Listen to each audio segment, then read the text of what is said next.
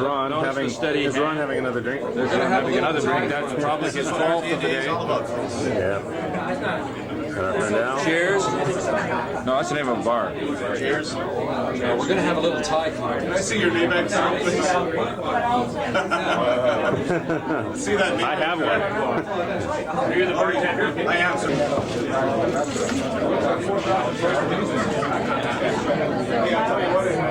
Now, for the, what is there? Is there a number of them?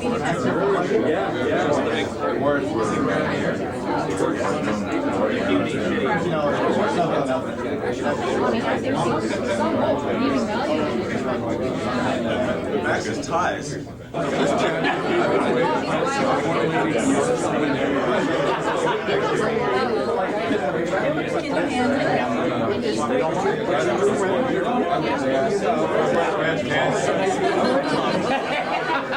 The camera came along on a boat trip we had out in Kelowna a couple of weeks ago. Oh, really? With no washrooms on board.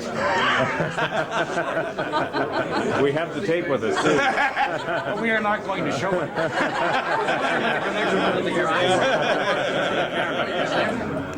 But this is for Byron, is it? Yes. Hello, Byron. Remember this, Byron? God, that tastes awful. We're going to now autograph this pipe. What am I supposed to sign it? Whatever you like, Dick. Okay, whatever I like, Dick. That's no good. That's no good. I'm gonna have to go wash my hands. Here, let's get down here. Sure. Here, but this is where we'll do it. I wonder if that pen is the best. In any case, hello, Byron. Say hello to JoJo. All right. And here's Marty. Okay, there we go. You want a close up of that? Yeah. That says, if you forge out on a check, you won't get anything. say hello to Byron. And JoJo. And JoJo. And Byron. And here's Bruce. Hi, Byron. And Irene. Byron. The bar first will be over, and we could probably start the Okay. reception. In your honor, sir. All right, Dick. Thanks a million. And see you soon, bye. See you soon, bye. Do I look like a lamb chop? Here, let me get my hand out of my pocket. People might talk. I just teasing you about the lamb chop. Nobody loves lamb like this guy. I used that line last night. I'm starting to run out of material. Last night. This crap.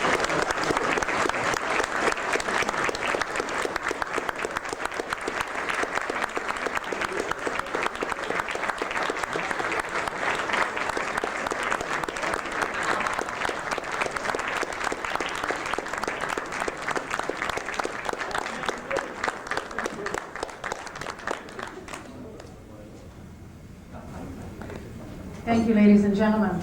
Welcome to tonight's dinner, the President's Awards dinner of RTNDA 1992. We're going to have dinner first, and then we'll get underway with all the ceremonies a little bit later. And we certainly welcome our very special guests, Dick Smyth and his wife, Marnie.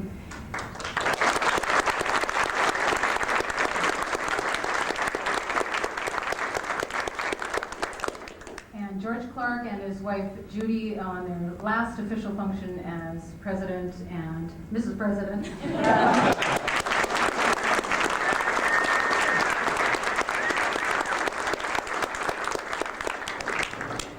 Ron Johnston, International Representative.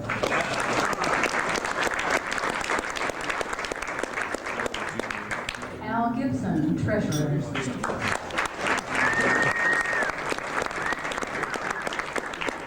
Jim Mattern, Vice President, Television.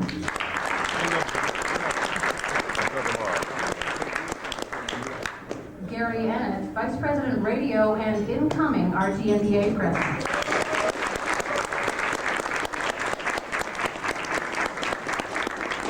Starting at the far end to my right, Tony Viner, President and Chief Executive Officer, Rogers Broadcasting.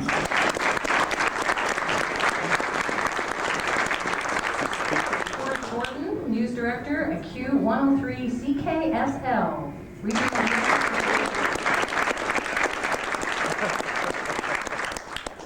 Marnie Smyth.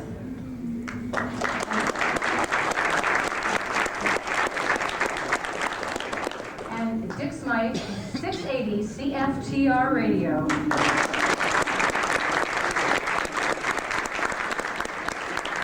Recipient of tonight's award from the President. And Judy and George Clark, the team that has driven the RTNDA the last couple of years.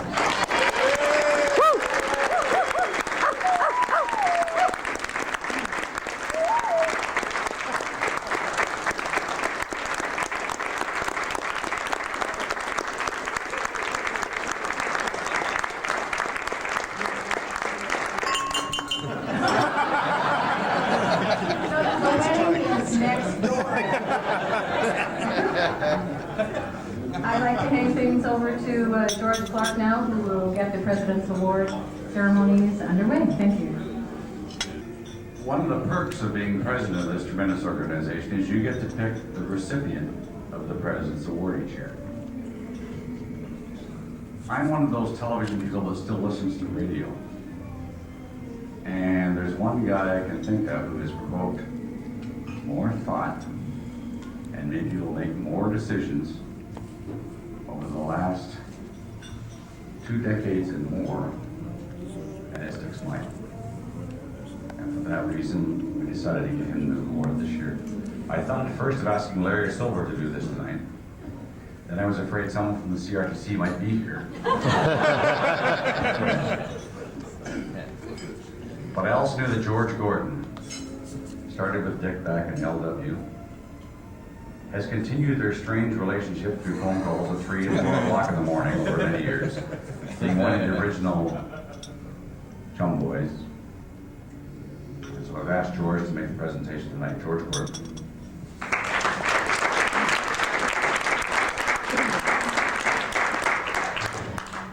Thank you very much, Mr. President, head table guests. It's quite a day, isn't it? You know, the outgoing, the incoming. You know, Gary Ant brings a really new element to the presidency of RTNDA. The first president to have a UV reading.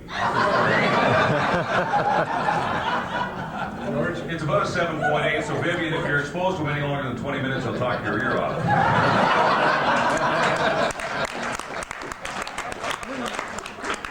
There's still competitors, George. And the night's not over. If you wondered really why I was selected to do this for Dick tonight, see that's the shortest straw. Okay?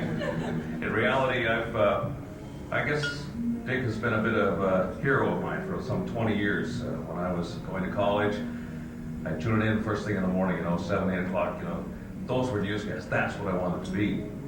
And they have some similarities. I mean, we're both Aries. That's important. We both like rum and coke. We both like to call each other at 3 o'clock in the morning for various conventions. Unfortunately, we couldn't do it at RTNDA Regional in Kingston this year because nobody seems to be able to stay up past 11 o'clock anymore. So we called at about 10:30 from the President's Suite, that same number that shows up every year on the bill, President George. And we sang the usual song, and we may even hear it before this night's out, who knows. And I said to Dick, so what are you doing tonight? So, Marty and I are sitting down just watching a movie. So, well, what are you watching? Well, we read Thelma and Louise. Well, they drive off the cliff at the end. We'll see you, Dick. Bye.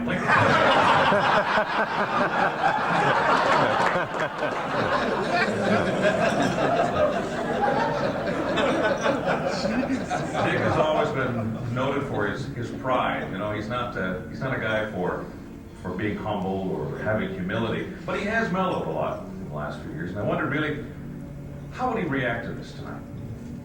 And so I tried to picture it in my mind. Although he doesn't smoke anymore, I can always remember that pipe that he tried to. This is one of 3, by the way, from the auction. That we're not sure if this is the one that he used to set fire to all the garbage cans in the CHUM with, but it could be one of them. So I pictured him pondering. Here's how things look to Dick Smyth tonight.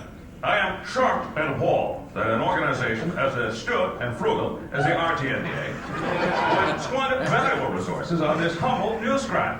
I have worked a modest 40-year career. I've had the privilege of working for some of the finest organizations and with some of the finest news people. It is they who should be honored tonight.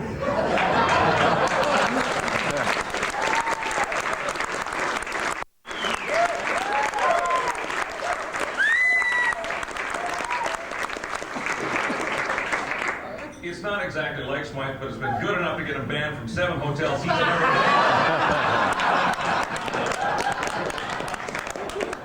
And if you think that Dick Smyth would ever say something that humble, we're going to set you straight. This is the man, after all, who owned a boat called the SS Arrogance. Okay? Marty made him sell it. But seriously, folks, we have come to praise Dick Smyth, not to bury him. In fact, we were very concerned that we would be able to honor this man as past president of RTNDA, a very hard worker for this organization. Well, he still had his faculties. Well, he could be here to enjoy it. And I'm sorry, Marty, that we were late.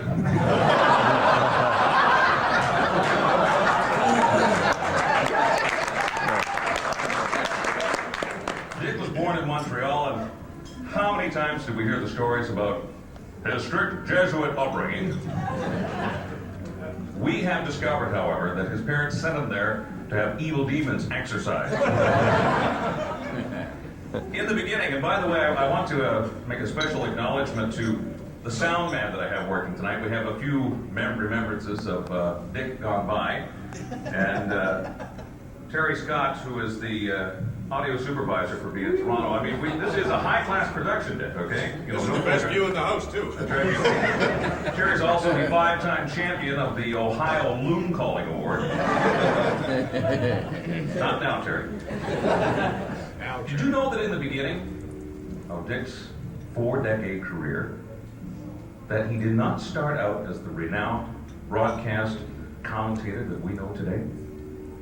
We're not sure about his first station in Cornwall, but we do know that we have proof that in Oshawa he was a disc jockey.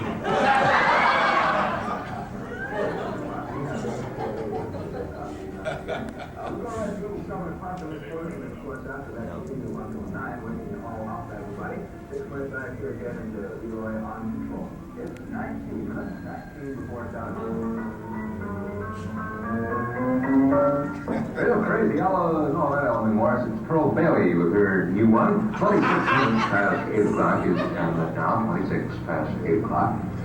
And Mickey Rooney celebrates his birthday today. Mickey's 35 years old.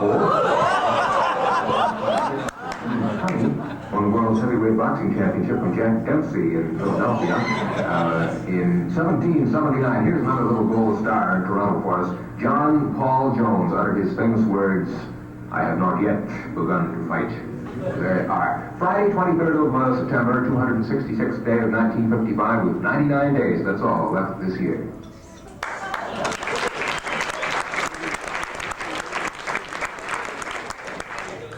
Well, it was a short time later that Dick began his actual news career. He went to CHML, worked 6 months, and was fired when the regular guy came back. He then quit as the news director of CKSL before it ever signed on in 1956. Too bad, Dick. They would have loved a redneck like you there. No, instead you went to Windsor and became the news director of the 50,000-watt AM monster that reached 3 provinces and 15 states. This is Dick Smyth, CKLW 2020 News. Windsor traffic is moving well, but heavy. Look for delays later today on Millette Avenue due to road work. Reverend Franklin says he doesn't know anything about it, but police nevertheless want to know how marijuana got in Franklin's suitcases. He's pastor of the now infamous Bethel Baptist Church and father of swinging soul singer Aretha Franklin. Dearborn Heights policeman shot and critically wounded a youth stripping cars in the Evergreen Ford area of Yes, over 13 years you established a news dynasty. It was hard-hitting stuff. The motto, if it bleeds, it leads. Over 13 years you saw it all, including the Detroit riots with their hate, their pillage, their pain, and the death of a once great American city. Your coverage won the RTNDA International Award, the first Canadian to win this award. And it remains one of 2 stories that you covered that still affect you the most. By 1969, you had 2 wonderful young daughters, Lan and Tracy. Hi, Dad. I wish I could be there with you and Mom today when you receive this award. But since I can't, I'll take this opportunity to tell you how proud I am of you and your accomplishments. You've not only earned a place in Canadian history as a great broadcaster, but have also gained a spot in your daughter's heart as a pretty wonderful father. Congratulations, Dad. Dad, I've been told that it takes a certain amount of eccentricity in order to be successful in the media. We all know, of course, that Dick Smyth is not known for his calm and even temperament. While growing up in the family home, I never knew when we were going to be surprised next by things ranging from a suspected RTNP raid, or perhaps just a typical Smyth outburst of rage, or occasionally a get-together where Dad and his buddies would get drunk in the basement and serenade us all with resounding renditions of We Are the Glad Boys. I remember the time he threw his typewriter through the plate glass window of his office on T.F. Street, much to the amazement of the passers-by. Or perhaps the time he had himself filmed while taking a shower in the family bathroom. In fact, only a few weeks ago, a friend mentioned to me that my father had been raving on in one of his television pieces about celebrating the completion of his Muskoka home bathroom by inviting all of he and my mother's friends over for some sort of nudity rite. Dad, while I rarely agree with your actions and opinions, I certainly respect you for them. And when asked, I always admit with much love and a fierce pride that yes, that nutcase Dick Smyth is my dad.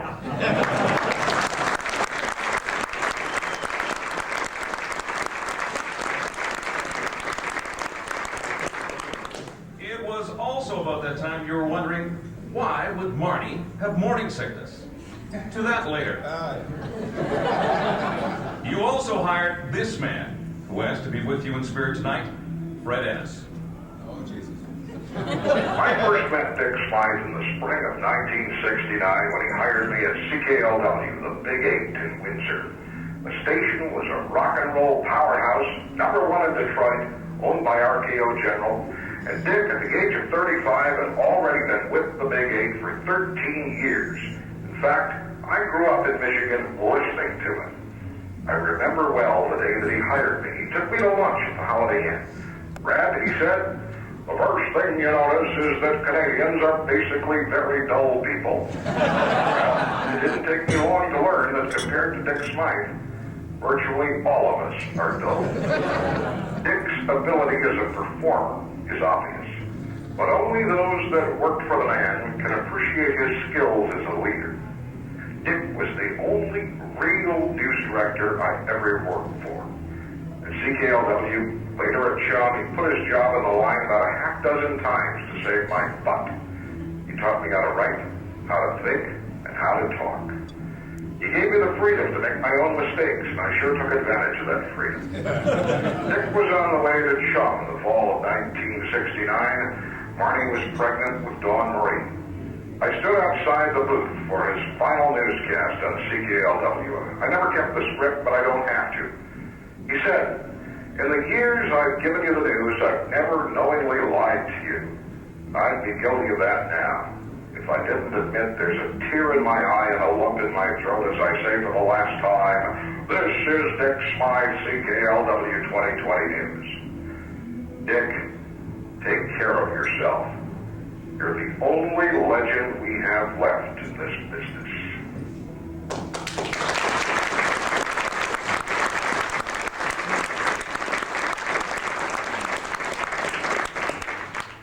And that feeling is shared by many newsmen that you have influenced in your time. Well, now on to 1970. In the infancy of what would be an 18-year stint as the news director of CHUM Toronto. And my God, how you loved that city back in those days. You never could understand why anybody would want to leave. It is my firm belief that the sun rises in the east from Scarborough and sets somewhere in Mississauga to the west. The rest of the country lies in abysmal and eternal darkness.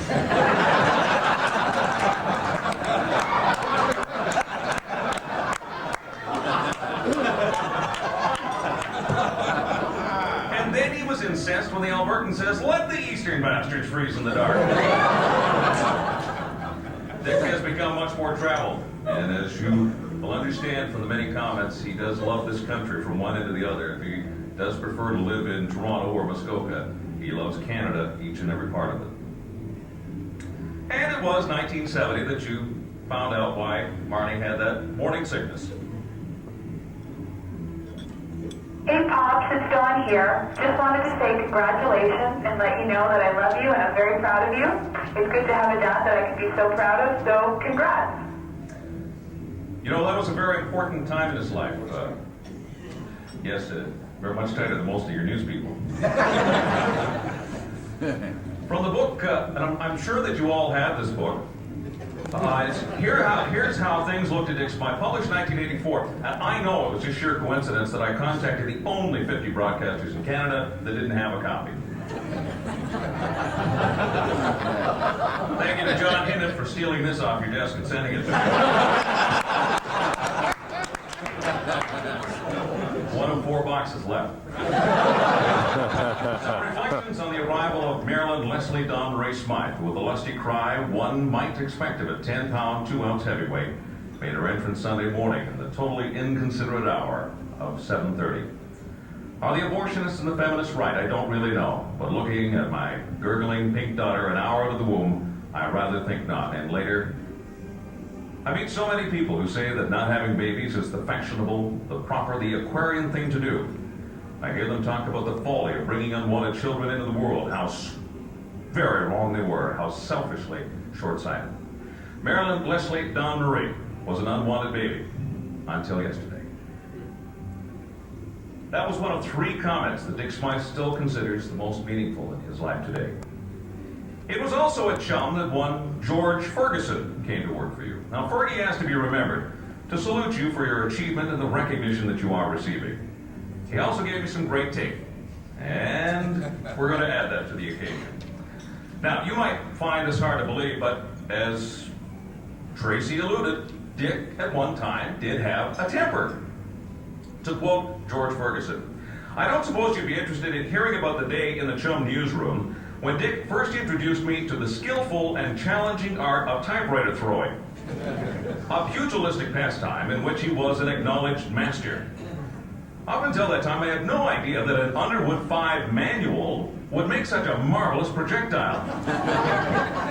Dick's personal favorite was an old Royal Style writer. The first time I saw Dick engage in this discipline was when he had contacted the CHUM Master Control and the newsroom talkback to do a live report on a traffic accident, only to be denied access to the airwaves because, as the operator explained, we're in a 3-tune suite. It was an IBM Selectric that slipped the surly bonds of Earth that day, and as it gently reached the apex of its arc across the newsroom, I can recall Dick's voice screaming, "If Russian MiGs were strafing the damn Don Valley Parkway, we still couldn't get on the air." Then, of course, there was the great Odeon Wurlitzer. The old Odeon Theater in downtown Toronto was to be demolished, and with it, the famous great Wurlitzer organ. To Smyth, this was a loss of famous Toronto history. He dispatched a reporter to record the sounds of the great Wurlitzer in action. That was brought back, carefully edited, dubbed onto cart, to be played underneath the magnificent Smyth oratory the next morning. All day, Dick rehearsed, rewrote, polished the presentation for that next morning 8 a.m. newscast. News people, disc jockeys, even the janitor were corralled and forced to listen to the mighty Wurlitzer tape at full volume, again and again and again. The next morning, Dick Smyth exuberantly marched into the news booth for his 8 a.m. newscast and what would certainly be a magnificent piece of broadcast history. Now, folks, in radio, there is a law. If you are going to do something live on radio over recorded music, it's gonna screw up. Past 8:11, here's how things looked at Dick Smyth this morning. A little piece of Toronto died last night, a little piece of the past, of the theater, and of me. The Odeon Carlton posed forever. It will be torn down, replaced by yet another glass box. I suppose you can't argue about that. Big downtown houses just don't make money anymore. But passing with the Odeon Carlton is the mighty Wurlitzer organ there. Movie lit, the curtains closed, the footlights come on.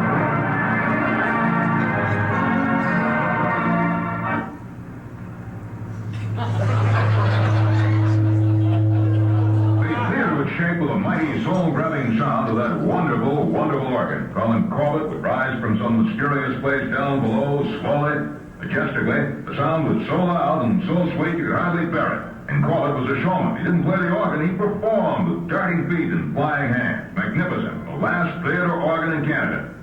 And it's gone the sad way of the steam engine, dinner tablecloths, and homes with gingerbread eaves. Why? Why can't we keep the great things? For the sake of it. Sense perhaps some tension outside the news booth. News reporters, disc jockeys, operators scrambled, nay, stampeded to find safety. They left behind George Ferguson to face certain Armageddon because he had to read the 8:30. From the corner of his eye, George swore he saw the four horsemen of the apocalypse riding up 1331 Yonge Street. To again quote George, as the studio door opened, I put my head down and began typing furiously, taking great care not to show any reaction to the spectacular demise of the late great Odeon Wurlitzer. No one came through the door. It was held open for several long and protracted seconds before a missile pierced the newsroom air, exploding against a steel window frame, showering gray plastic shrapnel in all directions, while yards of recording tape unspooled in a whirlwind of whizzing acetate. Then all was strangely silent. Through the corner of my eye, I could see him marching deliberately to the slot desk, speaking not a word. He carefully stapled the newscast, and with a sudden deft, Kelly Gruber sidearm maneuver whipped the steel stapler through the closet door. I was still typing like a man possessed when he turned on the 13-line Bell Canada call director and two mighty whacks on the desk. It joined the mighty Wurlitzer. Still not having uttered a sound, he marched from the newsroom, a look of quiet satisfaction on his face, which he carried northbound up Yonge Street to disappear for an hour. After surveying the carnage about me, I then checked a copy of my typewriter and wondered how listeners to CHUM's 8:30 news would feel about hearing 47 lines of "Now is the time for all good men to come."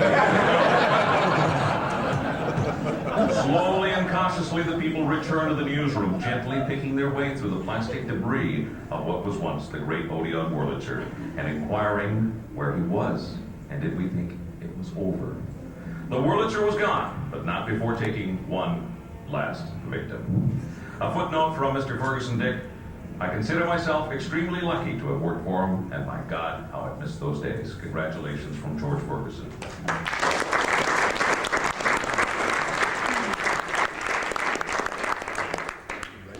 In the mid-70s, she went to Quebec to witness, explore, and try to gain some sense to what Rennie Levesque was trying and seemingly succeeding in doing, splitting this country. The other major news story that I'm told had the most impact on you. It was an issue you said back then would not go away, no matter what the result would be in the Quebec referendum. And how right you were back then, Dick, and how right you are today. About 4 years ago, Dick, you decided it was time for change. You went down to CFTR. You've had a lot of fun in your new job. And even though your slander and libel insurance premiums have quadrupled, your employers do value your work and hold you in the highest esteem. And here tonight, your boss wants to tell you just exactly what he thinks of you. Mr. Tony Viner, the President and Chief Executive Officer for Rogers Broadcasting.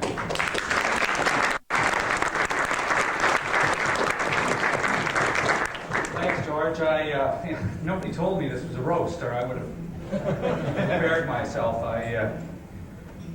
Dick, unlike George, I'm actually going to stick to the time limit they've allotted, so Dick may not even remember the first time that he and I met.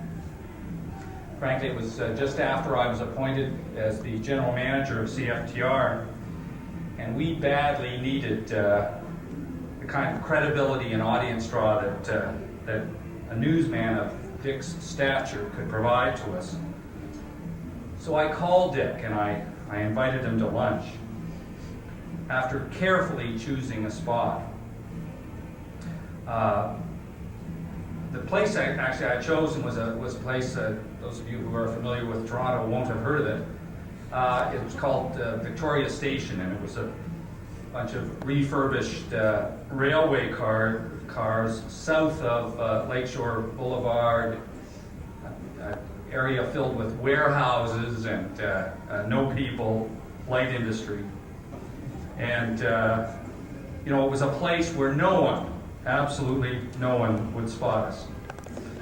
Well, after checking the directions Dick did agree to meet me. And I'll never forget that first meeting. Across the room, Dick was there first. Those piercing blue eyes, those bushy eyebrows, and the then trademark pipe. Dick greeted me courteously, and I explained that I had chosen this place for, quote, security reasons. Dick laughed and said that I had sure chosen well, and even Alan Waters hadn't known where it was when he told him he was meeting me there. This was an example of what I have come to know as vintage Dick Smyth. Always candid, always above board, always honest. I've had several good laughs since, frankly, when Dick tells me he's having lunch with somebody who's offering him a job. They should save themselves the clandestine calls and meetings. I wasn't able to hire Dick that time, but fortunately for us, we did eventually get together. On that occasion, I remember that Dick invited me to his home. He wanted to discuss Rogers and find out a little bit about me, I think. Those of you who know Dick will know that Dick wasn't particularly interested in the money. He wasn't then, he isn't now. He was interested in knowing what our plans were for news and how he fit into them. Well, after a few rum and cokes and several beers, I think Dick and I realized that we had a lot in common. We loved radio, we loved news. In fact, I think Dick then paid me the highest compliment he's ever paid me by saying I was all right for a suit. I'll never forget. He's never said it again. He only said it that one time. I'll never forget Dick's long-suffering wife, Marnie, kind of gently maneuvering me out the front door as I grinned vacantly and kind of hiccuped my way as I weaved down his front yard. You know, I must admit that one of my many failings as an executive at Rogers is that I am an unabashed fan of Dick Smyth. To me, Dick is the finest broadcast journalist plying his craft today. Perhaps the best of all time. And certainly in the company of the likes of Jack Webster and Gordon Sinclair, both senior and junior. Dick is simply the best and most precise writer that I've ever encountered. His writing skills, combined with his empathy for people everywhere, give him an ability to express thoughts and opinions which those of us less gifted are unable to articulate. Dick, my heartfelt and sincere congratulations for this much-deserved award. Canada needs more radio news stars of your stature. We at Rogers will not miss the opportunity to do our part to fulfill that need. Dick, thanks for the opportunity to work with you.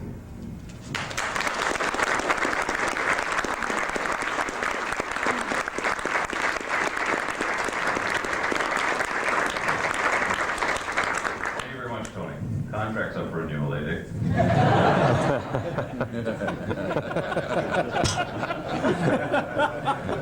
Well, we're getting to the end of the shots, so we're taking up the old man. You know, I mentioned the two news stories that affect you the most, and one of three comments that you still hold as your most important. Well, I mean, you know, there's been favorites like the Carlsberg beer pitchman Carl Holman, who you said was not a brewmaster, just a beer flat. That cost the station an account. The time you told Billy Graham his brand of religion was only a quick fix for the excitable, that he should go home. And of course, the time a Toronto finance company was about to foreclose and a bunch of Mississauga homes were coming out of a home ownership assist plan and into a high interest hell. You suggested those folks should barricade the end of their streets. and string up the offending money men by their genitals. And you even offered to supply them with a piano wire. I remember that comment on the CHUM stations. You might want to check with your legal authority. We've had some calls here in Toronto.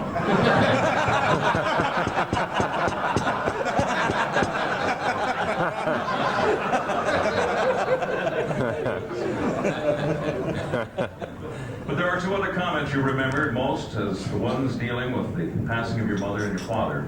Moments of pain you shared with your audience, moments so many people could relate to.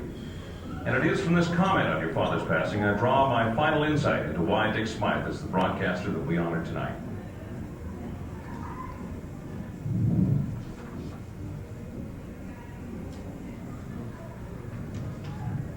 A sad reflection on a good man who was not famous. I have been absent in recent days, engaged in the painful business of burying my father. Later, from him I learned honesty and dedication. It was he who instilled in me, with the endless trips and excursions, a boundless curiosity about everything in the world, an asset so vital to the books as the things that I follow in this trade today. It was he who engendered in me the love of books as things to be fondled, to be savored, and to be kept and treasured as knowledgeable and very dear friends. It was he who first revealed to a small boy the beauty of words and their matchless strength as building blocks more permanent than any of stone. It is the only trade I know, this piecing together of words. Thus, this evening, it is all I have to offer, the orderly use of the language we both revered in our life together. I offer it in remembrance, and I thank you for sharing it with me. People of RTNDA, the 1992 recipient of the RTNDA President's Award, Dick Smyth.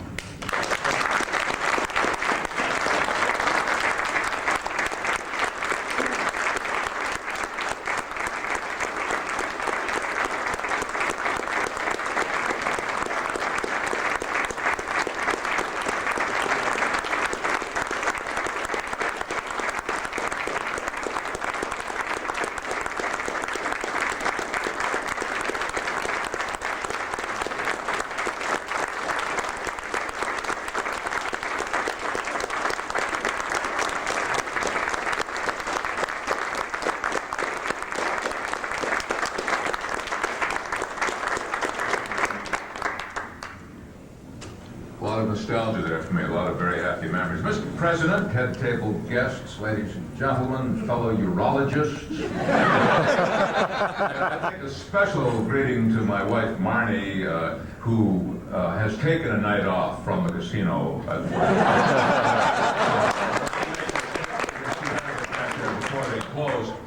I was done. Thank you so much for this. It's been a very, very beautiful experience for me. I was dumbfounded when George asked me last year if I would accept the President's Award. It was rather like being asked if I would accept a decoration or a title. I mean, would anybody say no to such an honor? It took me perhaps a minute to recover from the shock before I babbled yes. I was afraid that George might change his mind. Oddly enough, all this transpired at Disney World last fall. George and I were both there on assignment. We were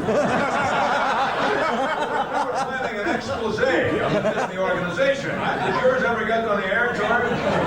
Mine didn't. I mean, I had it all written and Marty vetoed it. I mean, the Disney people certainly know where the hot buttons are, don't they?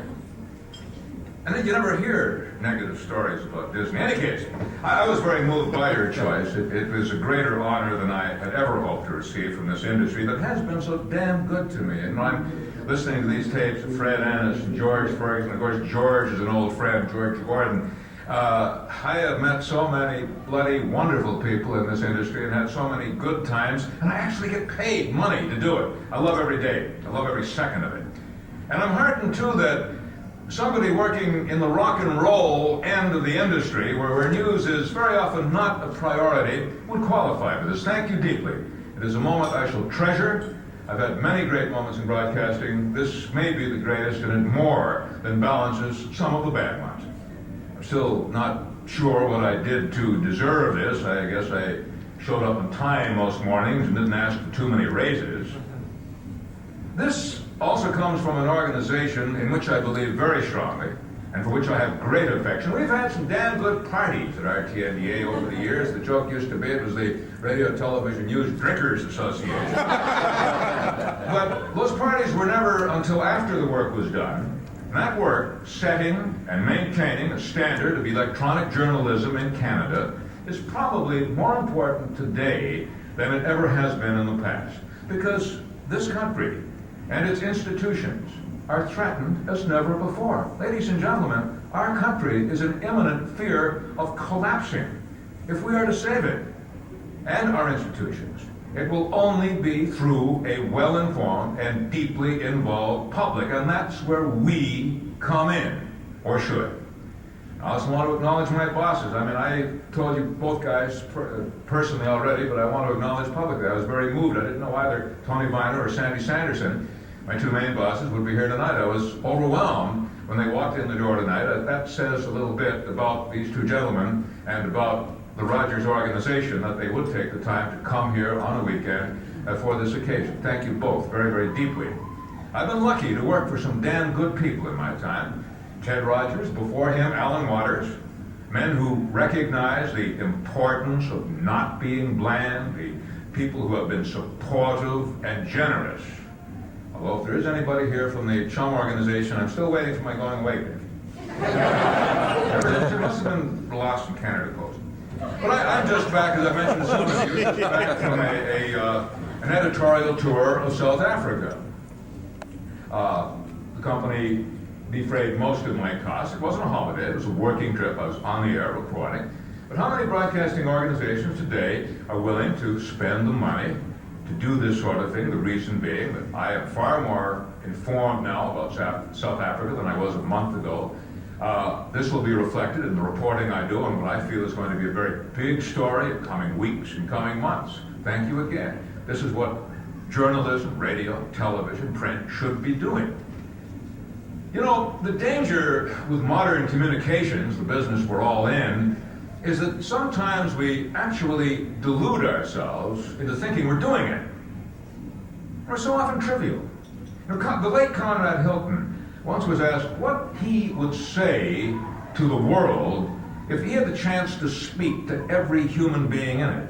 And he paused for just a moment and he said, I think I would tell them to put the curtain inside the tub. Damn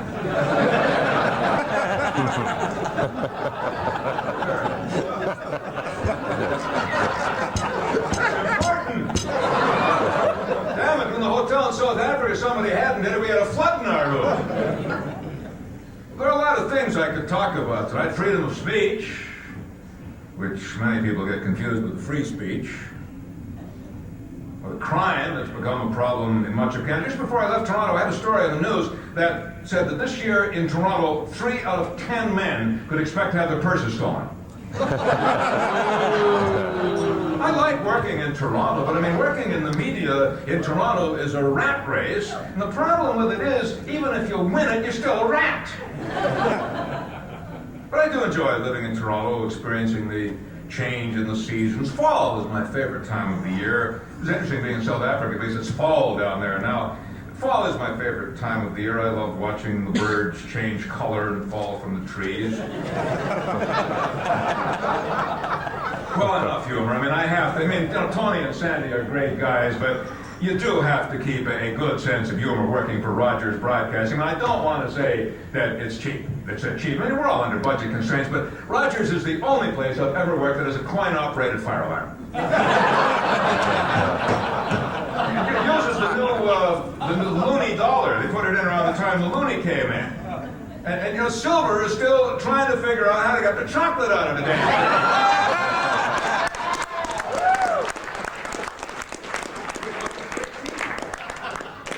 CFTR targets the 18 to 35 group.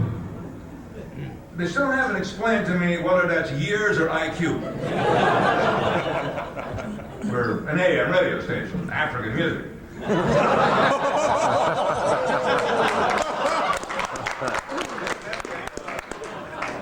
Tony and Sandy were here from a meeting of the Rogers Board of Directors, and Tony told me tonight that that the Rogers board knew that they'd be coming here, and they did authorize me to read a motion wishing the RTNDA great success for the annual convention.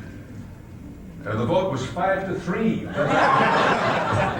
Well, I've been in the news game for a few years. I recall once covering a news conference as a young reporter in which Greenpeace warned that there was a potentially very serious problem developing in the area which we now know as the Dead Sea. Think about that. My chief role at CFTR is that of a commentator and an editorialist. A commentator, an editorialist. That's been defined as somebody who comes down from the hills after the battle and shoots the wounded. They do some ballooning, up around Newmarket, north of Toronto. It's a quite area for balloonists, and these couple of guys were out on a balloon. Excuse me just a moment. And they were totally lost. It can happen. I mean, up in the air, and you lose sight of your landmarks. They were floating, north of Newmarket somewhere. Nice clean day. And they didn't know where the hell they were. So you'd see this guy down below here. And so they shout down and says, "Where are we?" And the guy down in the field shouts back, says, "You're in a balloon!" God damn it, we had to run into a guy from Broadcast News.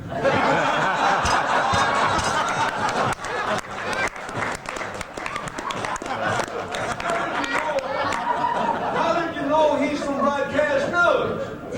It's easy. He says, information he gave us was completely accurate and totally useless.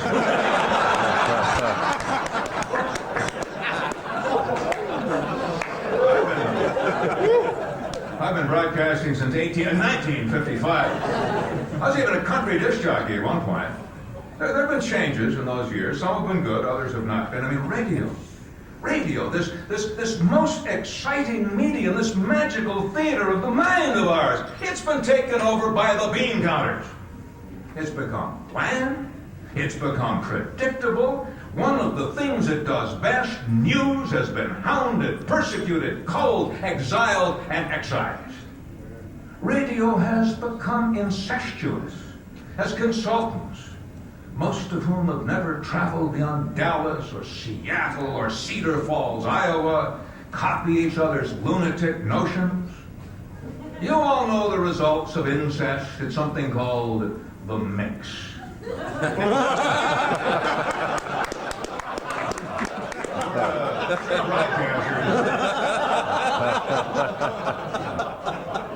broadcasters, they've gone to the Far East, for study radio, supposedly to study radio.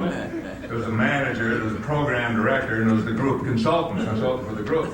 Well, this often happens when broadcasters get together, even though I think Gary Slate was not on his trip, but the little coat came out. They were caught, tried, convicted, and sentenced to hang. Well, the manager went first up to the gallows, right? And they put the rope around his neck, and the drums roll, and the trap is sprung, and something goes wrong, like the rope, like that. The guy falls to the ground. He's a little shaken up, but he's totally unharmed. Well, they figure this is divine intervention or something, so they spare his life. Well, then the station manager comes up next. Same, put the rope around his neck. Same thing, exactly the same thing. He falls down to the ground. Then the consultant gets up. They put the rope around his neck and says, "Wait a minute, I think I see your problem up there."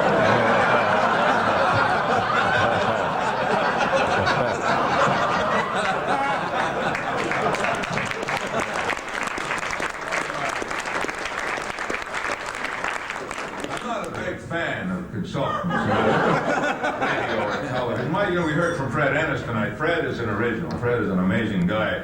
And Fred had the best definition of a consultant. That is a man who borrows your watch and then tells you what time it is. Or a man who knows 200 ways to make love but doesn't know any girls.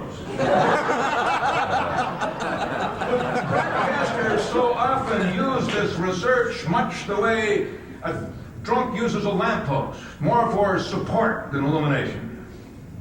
Consultants are the reason that much of our news is delivered by vacuous yuppies who have never sat through a city council meeting, or slogged across a fire line, who often don't stay in a community long enough to care about it. Damn it, I've been living in Toronto 21 years. I love the city with a passion. I am deeply concerned about what is happening in Toronto. The city is turning bad. I'm seeing the same thing happen in Toronto I saw happen in Detroit, and I am not happy about it. But I think this concern, and it's a very real personal concern I have for my city, I hope to God that concern is reflected in my news reporting.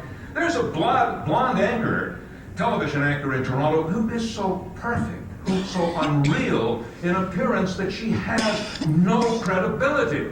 Because the people she is talking about in real life simply are not like that. I mean, I am certain if you used a chisel to chip away her makeup, you would find there is nothing there.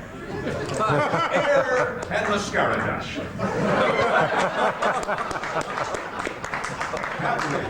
Rex, I understand you're in the room, Rex. I loved your stuff today. And I just thought this is a tremendous thing you did. I've seen your stuff before. It's wonderful. But one of the nicest things about you, you're not pretty. It's not a pretty world. We are not in a pretty business, yet the consultants and the programmers insist on pretty people. It should be a basic policy of this industry that you don't become an anchor on either radio or TV until you have paid your dues on the street, because that's the only way you get credibility. I mean, you don't fly a 747 until you've mastered a Piper Cub. I'm happy to see a rebirth of radio talk shows, which had gone out of favor in many markets. I believe the talk show, provided it isn't interviewing trendy authors or giving recipes for artichokes flambé or doing a Geraldo sound-alike, I believe the talk show is one of the most vital tools we have. It's only the elite, the 10% establishment who read the op-ed pages. With few exceptions, they also are the ones who write the letters to the editor. But the talk show has a much broader cut. It alone in modern media can devote 2 or 3 hours to a problem. It alone can span the country simultaneously. It alone can attract, involve, and interconnect a large number of Canadians. It alone can filter the truth from posturing, lying flacks and politicians. Did Joy Filman this noon hour today? What's he running for, RTNDA president? I regret that radio doesn't break much news anymore. I mean, too often when Station A scoops Station B, all it means is that Station A got their copy of the Globe and Mail before Station B did. The sad fact is that if a newspaper like the Globe reports, let's say, that the Prime Minister has a secret agenda on free trade, it'll be picked up and it'll be widely reported by other news media. Television has an almost equal impact, but radio, although we sometimes kid ourselves, has none. If we reported that story, we would be ignored. And that's something that the people who run our business, our bosses and us, should be concerned about. The programmers tell you that people don't want news, that radio news is like a buggy whip. Wrong again. Yes, there is no need for buggy whips in today's society, but there is a strong need for radio information. The newspapers have done a study on the impact of the press on the conduct of government. They found that the person who reads the Vancouver Province doesn't care who runs the country. They found that the reader of the Globe and Mail thinks that he runs the country.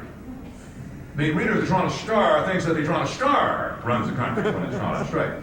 But by contrast, the reader of the Toronto Sun, for which I'm happy to write a weekly column, the reader of the Toronto Sun doesn't give a good damn who runs the country, so long as she has big boobs.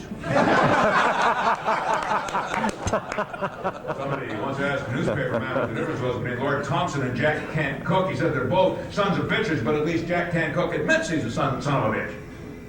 Somebody's postulated that because broadcasting is a medium of entertainment, a place for musicians and jugglers, that we tend to carry this fictional image into the news, and suddenly in the unreal world of Robin Leach or The Simpsons, there is the somber face of the newscaster with the blonde hair talking about unpleasant things like earthquakes and wars and Bob Ray.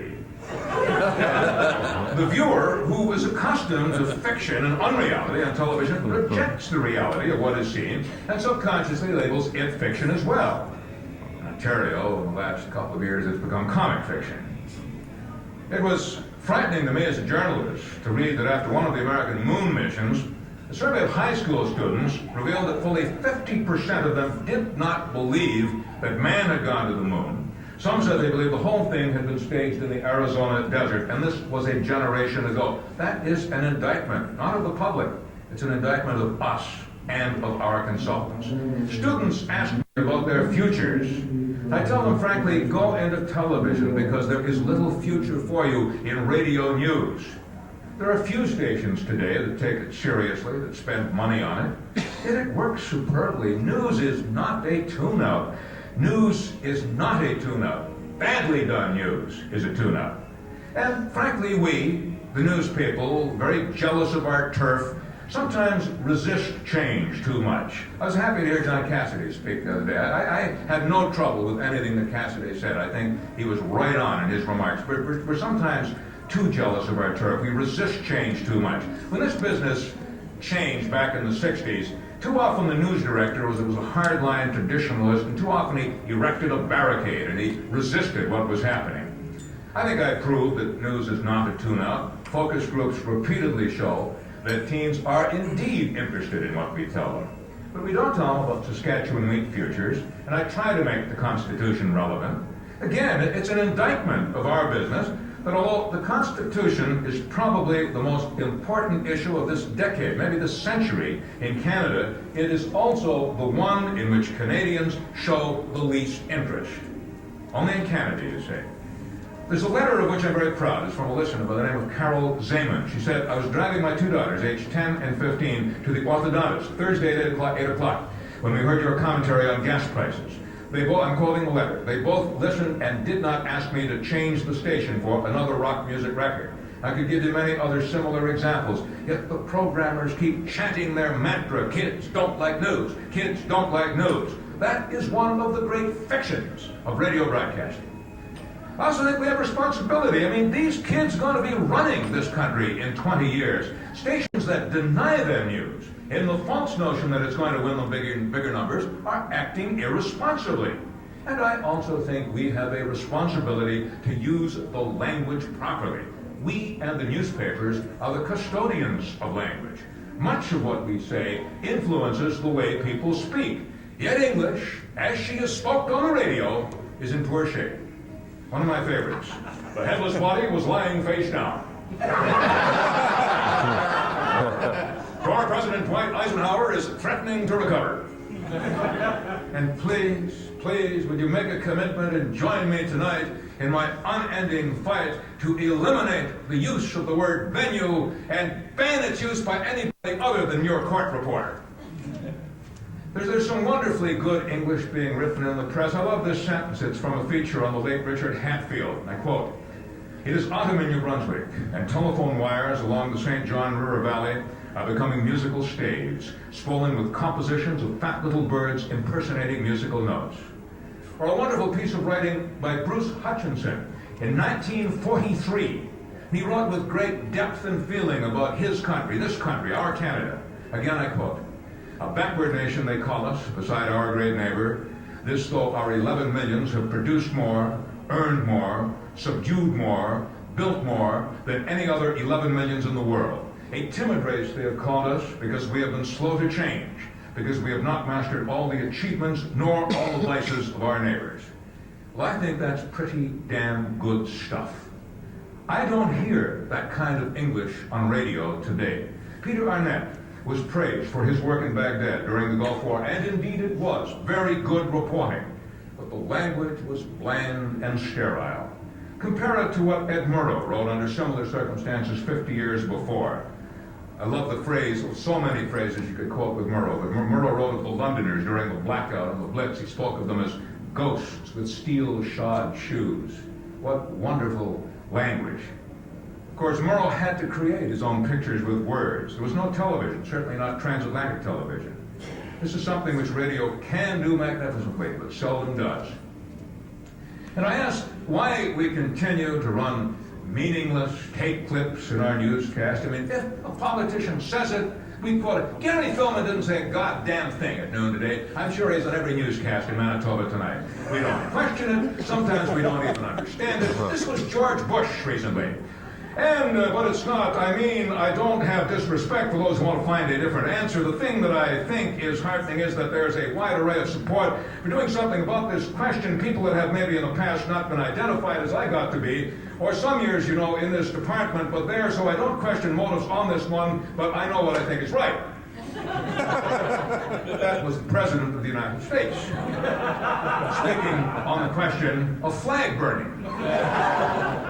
It's not entirely new. Sir Boyle Roche was a member of the Irish Parliament in the 18th century. He said, "Mr. Speaker, I smell a rat, I see him forming in the air and darkening the sky, but I'll nip him in the bud." Which brings us to Ottawa. The best description I've heard of Mulroney's government is that of Nancy Smyth. She says it's 3 parts charm and 1 part smarm.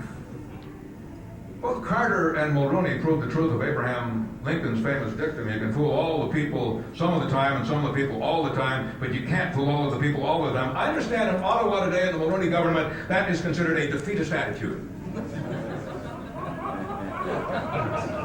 Ted Koppel, accepting the Broadcaster of the Year award, posed a paradox. He said almost everything that is publicly said these days is recorded. Almost nothing of what is said is worth remembering. And what do we remember, he said?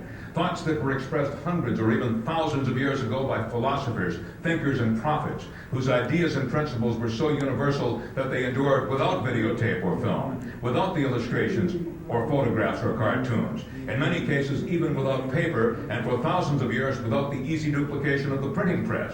He concluded, sadly, there is no culture in the world that is so obsessed as ours with immediacy. The trivial displaces the momentous because we tend to measure the importance of events by how recently they happened. We have become so obsessed with facts that we have lost all touch with truth. Those are words worth remembering, words probably worth putting on your newsroom wall.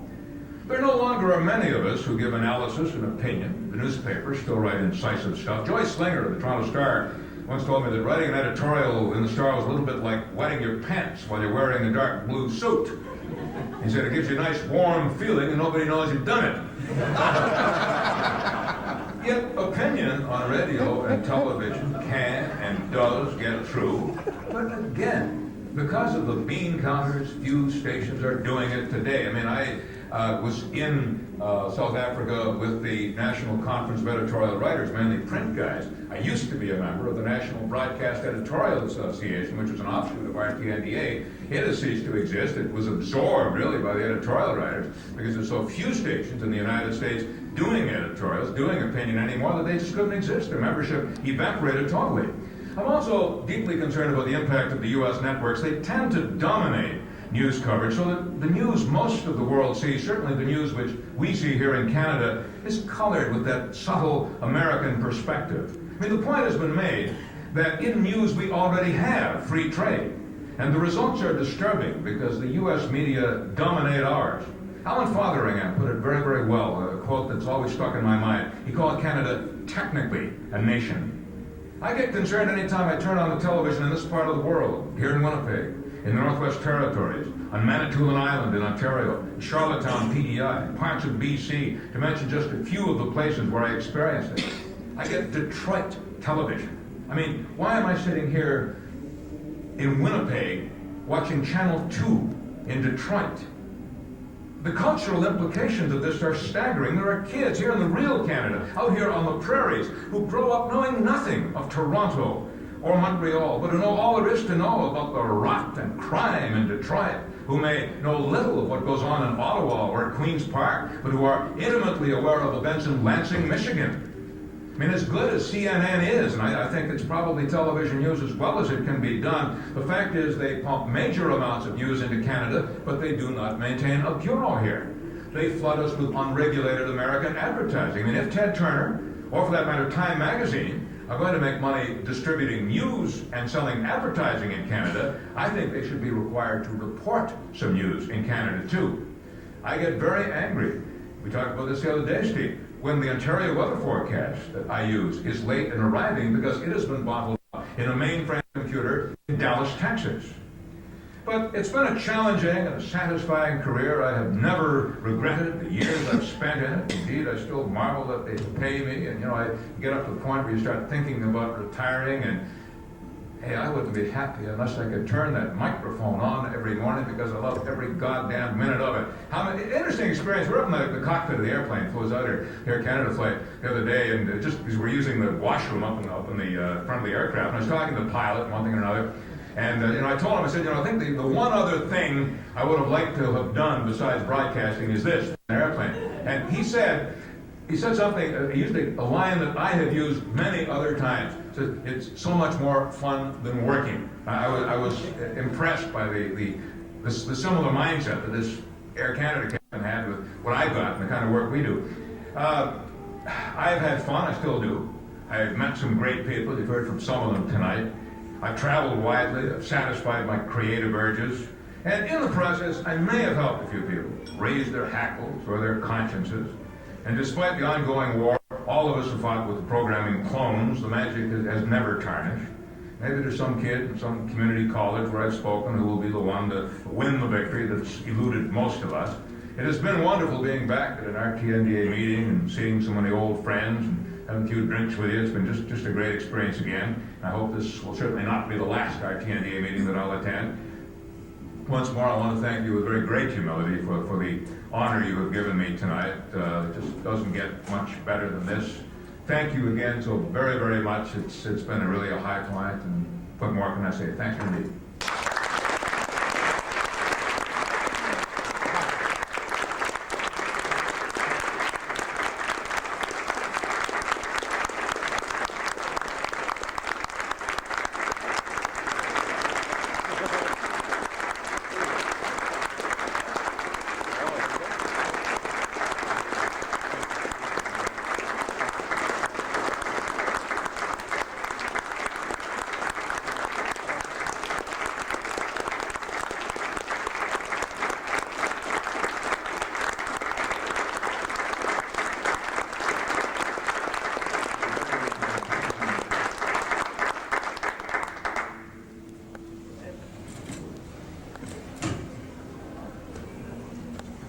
I just found the only downside to naming Dick Smyth as the President's Award winner. You follow him at the microphone. Congratulations again, Dick. And thank you to George Gordon for the illumination. George.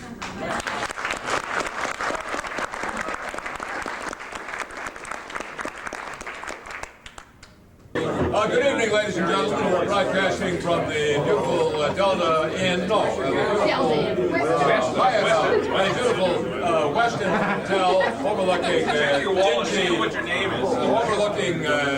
dingy, depressing Winnipeg.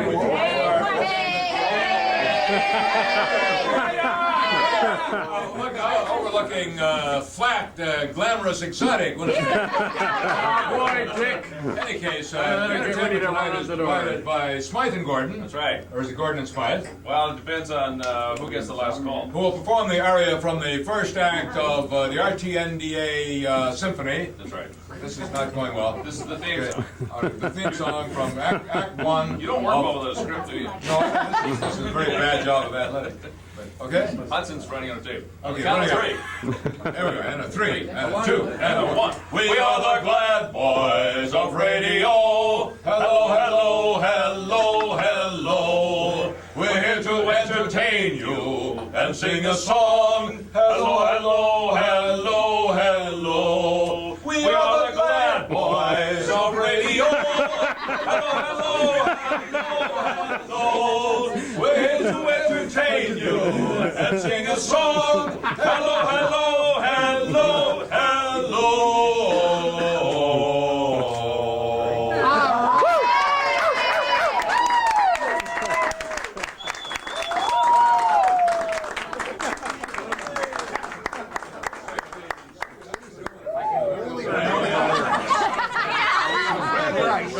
Well, it is a modern song. Where do we have another drink? Have another drink. Bad boys. Oh, no. Separately, yeah. We're here to make. That's how we had 3 of them. How about in French? What's that one? All right, one more drink for Sonny.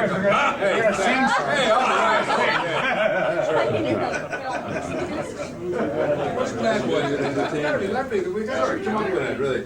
Should refine these things, bad boy. Hey, the journalistas. George, do Volare. It's got to be some fun. Volare.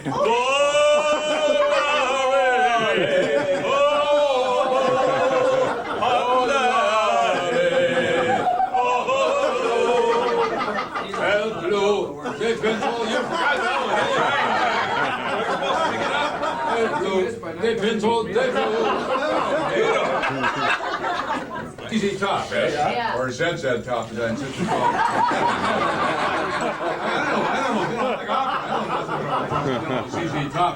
And those days, the format used to be, and that's the news, and now much more music with Harry Jones and, the Beatles, or whatever the hell it was. And they used to, the operator just scrap it, put it on a piece of paper, it's a scrap piece of paper, whoever the hell it was, Elton John, whatever the hell. So I come out of the news and he's written ZZ top, right? And so I come out of the goddamn news one morning, hey, and that's right, and now much more music with 22 top!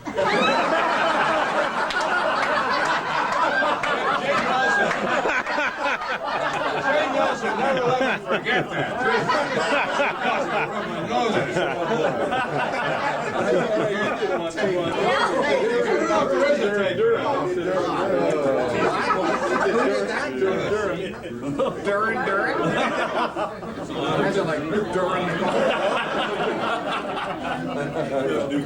My favorite, when you're a rookie, working at CHUM, right? You always work the news, the morning news, right? And Smyth used to go to Nut Lake, okay? He had a trailer up there. Well, he would roll out in the middle of the goddamn morning, right? The pipe would be going.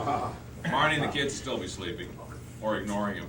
And Smyth would sit there and listen to probably the 7 and the 8. And if I had his bad 7, oh Jesus, boot it all over and you just, okay. You finished at 8:05, right? Smyth is now rowing in off the lake with the dinghy. 8:07, he hits the shore. He now goes into the trailer to get the keys to the car. It's now 8:03. He successfully gets out the laneway because he's got to drive up to the main road to the hay booth. This was before cellular. This was before cellular. Before your new contract.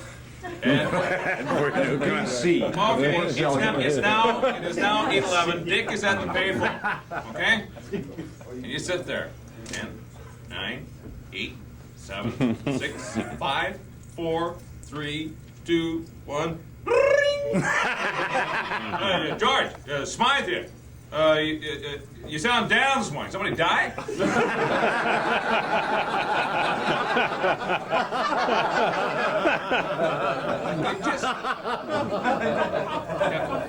And I had problems. I was never a great writer, and I sort of do scribbly lines and stuff, and I mark stuff up. It's like, Jesus Christ, there's this CHUM news and roadmap, for God's sake. How am I supposed to read that, And I thought those were very informative sessions. Sure. Have you noticed that when Dick phones you, he feels compelled to identify himself? Yeah. Smyth there. Hey, Dick Smyth. Who?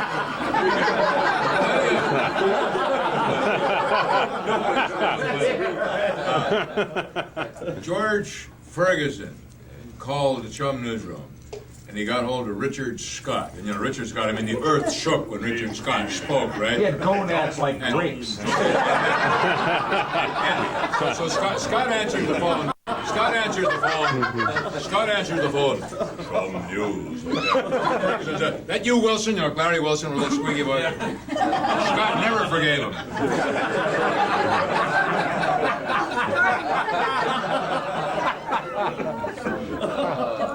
Tracy used to go in and work for Dick, getting the marg all set up and everything. And he threw his typewriter and she was the only one standing. And then I said, Tracy, you should have got that. You wouldn't hit me. The funny thing, I got very bad temper, but remember Dave the lawyer? No. Remember Dave? I know this story. Remember Dave Here's the story. Let me tell the version, okay? Because I usually tell it better. You'll embellish it.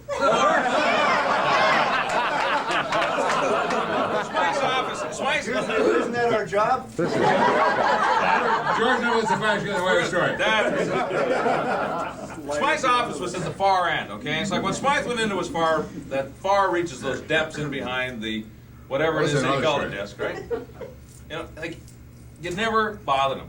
Well, Deloy had done something. David Deloy. You know, y'all guys, Gun Red Lincoln, you all sounded the same back then. Right? Whatever the hell he did, like Bob Kennedy related this to me.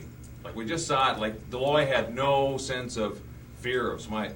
He'd sit there and obviously say something to turn him into the tirade, right? And you just see it. Deloy was 7 feet tall. That's right. The blue flamethrowers would start.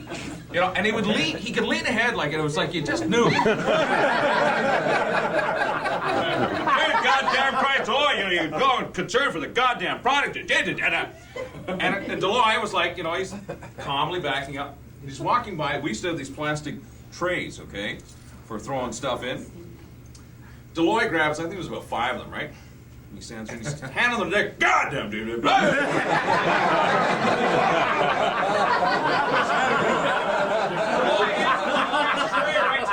Out of trays, got a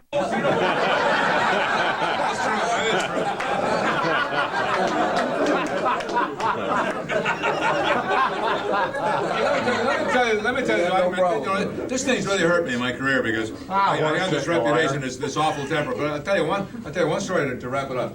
And I was working one day, and a bunch of carts. Alert the media. He worked one day.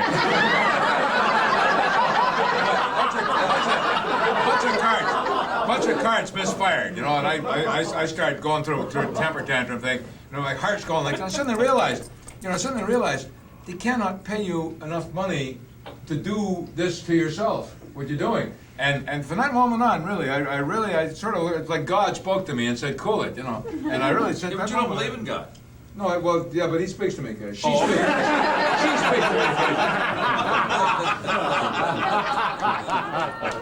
Anyhow, I think it's bedtime. All right, he's throwing things again. When he moves, it's like a song. I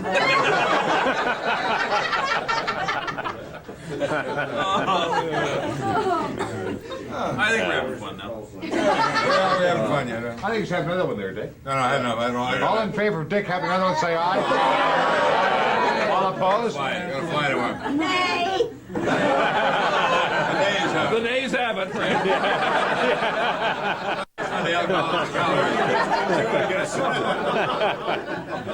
Anyhow, thank you all again. We're gonna hit the sack, I think. Thank you very much. Good to see you. Good night. Night, Mike.